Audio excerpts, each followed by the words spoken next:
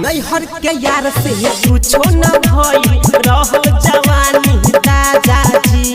नैहर के यार से कुछो न भई रहल जवानी ताजा जी। आ पहिले राते न दुनिया तोड़ल जुग जुग जिया के राजा जी। आ पहिले राते न दुनिया तोड़ल जुग जुग जिया के राजा जी। नैहर के यार से कुछो न भई रहल जवानी ताजा जी।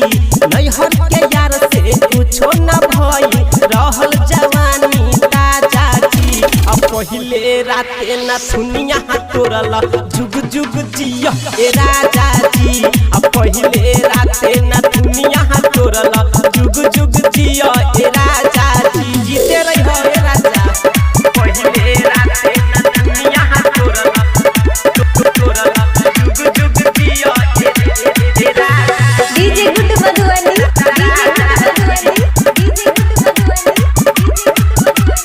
Recording by R music.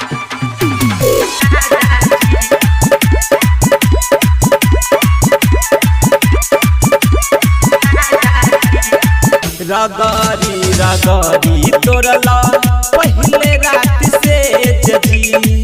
हमरो जवानी रउआ कैल डमेज जी। रगरी रगरी तोड़ला पहले रात से जी। हमरो जवानी रउआ कैल डमेज जी। होठ के लाली कैल तू खाली धोई के हमरा पाजा जी। होठ के लाली कैल तू खाली धोई के हमरा पाजा जी। आ पहिले राते न दुनिया तोड़ल जुग जुग जिया ए राजा जी। आ पहिले राते न दुनिया तोड़ल जुग जुग जिया ए राजा जी। जीते रहे राजा जी। पहिले राते न दुनिया तोड़ल जुग जुग जिया ए डीजे गुड मधुबनी, डीजे गुड मधुबनी, डीजे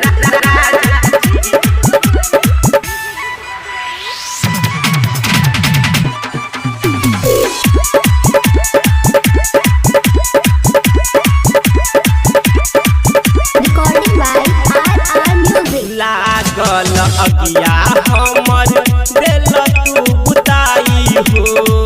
रहनी हम भुखाइल खूबे दिहल तू खिलाई हो। ए हो सुनी ना।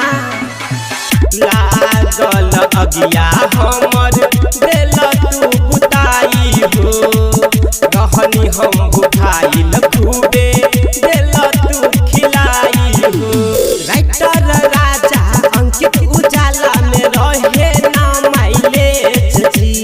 राइटर राजा किशन अंकित में रहे ना माइलेज जी। आ पहिले राते न दुनिया तोड़ल जुग जुग जिया ए राजा जी। आ पहिले राते न